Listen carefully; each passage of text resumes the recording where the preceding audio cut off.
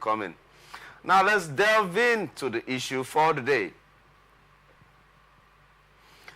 The Chartered Institute of Taxation of Nigeria has blamed the trust deficit on the government as the reason Nigerians do not pay taxes. President of the CITN, Mr. Samuel Agbeluyi, disclosed this recently at the formal commissioning of the David Olorunleke House, CITN Abuja Liaison Office in Abuja. He stressed that Nigerians were not seeing the dividends of their tax on infrastructural development in Nigeria, which is why the citizenry is unwilling to pay tax. According to him, the government must work to gain Nigerians' confidence and ensure tax compliance. And now, let's head on to the first question for today. How can the government, Ms. Ogunte, how can the government instill confidence on taxpayers once more?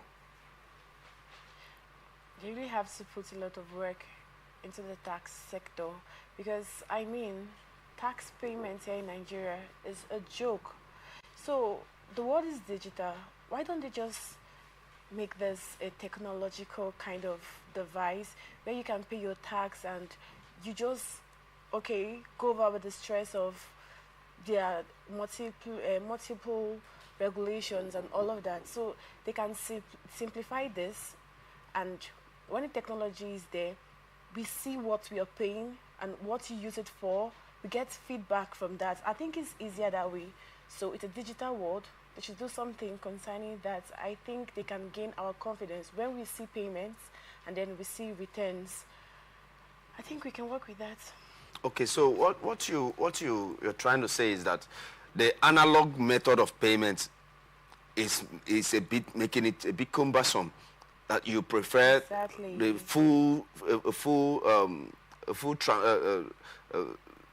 let them move totally into the digital Yeah, so we get plane. a database.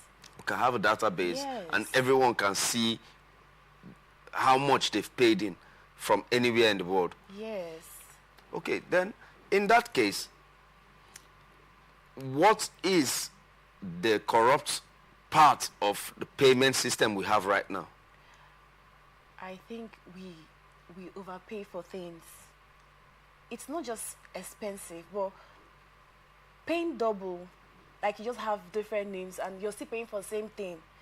That's alone, it's corruption. I don't the administration also, they should work on that because that's the way where they can siphon most of this money, and then we don't even get to see results. So the administration should organize themselves just so we don't pay double, because the regulations and then the way we pay double for all of this stuff, it's nothing to write home about. So that's why I call the tax system here in Nigeria a joke. They are playing with the citizens. Truth be told. Now we are seeing an issue where a group that is even based in taxation, the Chartered Institute of Taxation of Nigeria, is saying that because an average Nigerian cannot see the effect, the impact of his taxes on infrastructure, on roads, on water, on various infrastructure that will be needed to make life a bit easier, that could be the reason why there is low trust. There's a low trust level for the average citizen on the tax authorities and in general the government itself. Is there any way to bridge that gap between the average taxpayer and the government to be able to have the same? Because I know without taxes we can't really achieve anything. But meanwhile, the tax collection system is not encouraging so much that it will engender the usage of those taxes for infrastructure. Maybe that is why, because people pay their tax, people do pay, but they don't see the evidence of what those tax is supposed to achieve. How do we bridge this gap of lack of trust between the government and the average taxpayer? The government have to just do the right thing, create infrastructures with this tax, because there's a big question for them. What are you using this money for if you're not giving us good infrastructure, no good road, and no electricity. We need all of these to improve our businesses, right? So why don't you give us this? I think it's time we riot and just talk to them. They should just get things in place. Because here, exactly, we can't be giving in and then we don't see anything. They're not going to gain our trust if we don't see any results. Are you asking for a revolution? Of course, yes. It's time for that already. But you know that we're on national TV. We cannot encourage a revolution. What we only encourage is gathering ideas and look at which of the ideas is going to be able to solve the problems that we have on hand. Because we don't advise for violence. Because violence definitely will create even more problems than we have found ourselves in. But be that as it may, you are entitled to your opinion, although we are still trying to educate people. What do you think the tax regime, what do you think taxation in Nigeria should look like in the next 3 years? Being that we'll be getting close to the first tenure of this present regime. Everything should just be digital, and we can work with this. We can work towards this. This is something we can do if the government are willing to work with this, because I see them, getting money out for other infrastructure and all of that. They can also do this to just make all of this easy. Let's go digital. So we tell them what we want, and then we have a platform where we can speak to them directly with their reply and their feedback on our database and all. So I think with this communication, this cordial relationship and communication through the net, we can actually be heard. Oh, that's nice. That's nice. And direct to the point, digitalization is going to remove corruption, it's going to engender transparency, and it's also going to make sure that the government can be able to dip hands into the tax and effect infrastructural development in Nigeria. We have been speaking to Ms. Beatrice Ogunte, financial analyst. Don't forget, on Atlantic Television Network, we bring experts to come here to highlight and enlighten us on various topics that trend daily concerning business. And now let's go to the next story for the day. The federal government, through the Ministry of Housing and Urban Development, has announced plans to commence a nationwide official groundbreaking for the phase 1 of the Renewed Hope Cities and Estates project, beginning with 1,250 housing units in 4 states in northern Nigeria.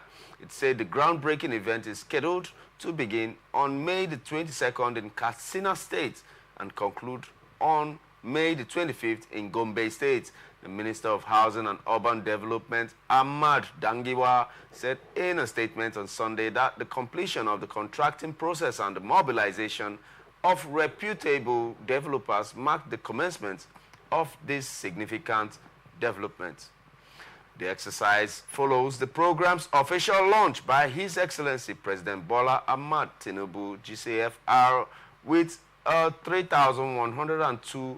112 housing unit project in Karsana, Abuja in February 2024. A statement signed by the Minister's Special Assistant on Media, Mark Chesi, emphasized the commitment of the current administration to turning the country into a huge construction site and unlocking the potential of the housing sector to create jobs, catalyze economic growth, and contribute to the economy. Now let's go to the bombarding section of the questions. Is the government supposed to be involved in housing, or is it supposed to be a preserve of the private sector, Ms. Ogunte? There's nothing bad if the government should be part of housing here in Nigeria. We know the government is not a very good businessman. At all, but that's if they're willing to, do something different from the private sector. But no, they aren't. I don't think the private sectors are going to do way better than them, because they want to do this to gain a lot of money for themselves, not even develop the country, let's say that, but maybe for their personal use and businesses. So these houses they are trying to create, it's not because they love us, that's why I say it, because a common man cannot even afford these houses. So why then are you trying to do that? You're doing this to, stabilize the economy. So if we can actually work and then and have access to these houses, it's a different ball game. But the fact that we can't even earn enough to feed ourselves, not to talk of paying the government such a huge amount for a house, because I know that house, these houses they are going to get for us, it's not even going to be something compared to what the private sectors give to us. But if they are willing to bring it below what we get from the private sector, why are we going to kick against it? It's a good idea, but they should also consider it. They should also consider the common man, not just, like say, the high class guys in the city. I was getting to that question, but continue. They can actually afford this. So if they're going to consider the common man, it's a go-go. It's 100. So let's just watch and see how it goes. But I just know. Now coming to the million-dollar question. Are the poor going to have access to these facilities? Are the poor, is there any housing project tailored for the poor? Or is it just the middle class and the rich that are going to be able to? Because I know some people are going to even through corruption, they will try to buy more rooms there and now become mini landlords in that same. But I mean, these people that are able to only pay for one room, self-contained, one-bedroom flat, those kind of families, are they going to be part of these new cities and new estates that the president is building? You call it an estate. When you use the word estate, what? The common man is not doesn't have what it takes to live in an estate. So if the government is creating an estate, maybe they want to, if they're going to change now, but the government, I know, they are business men. So they're not even going to accommodate the common man. It's an estate, my dear, so it's for the bigger guys, not even the middle class, because they want to gain profits. Like they said, they want to boost the economy, but now kind of people are long, forgetting the fact that we, the people, are the economy booster. Give us what we want. Just solve our problem, and we'll solve your problems too in the country. That's what they don't understand. They're going to do housing where a lot of people are suffering. They can't even feed themselves. But, okay, concerning maintenance, because part of the problems of government not being a very good businessman is mostly maintenance. There are structures that were built way back that because of lack of maintenance, it had to be demolished or it was just laid waste, both in infrastructure and otherwise by the federal government, by the state governments, even by local governments. These new cities and estates, what is, in your own, in a few words, what is the maintenance structure going to be like? How is it going to be maintained? The maintenance structure. Maybe I just feel they should actually, set up a group that check on these infrastructures, okay? On monthly basis. Good. Because they just do this stuff and then they just let it, and without maintenance, it's going to go bad, right? So I think there should be an organization that's go to check on like these an things. inspectorate. Yeah, to inspect, to supervise this project and infrastructure. So when something goes wrong, they tackle it immediately before it goes worse.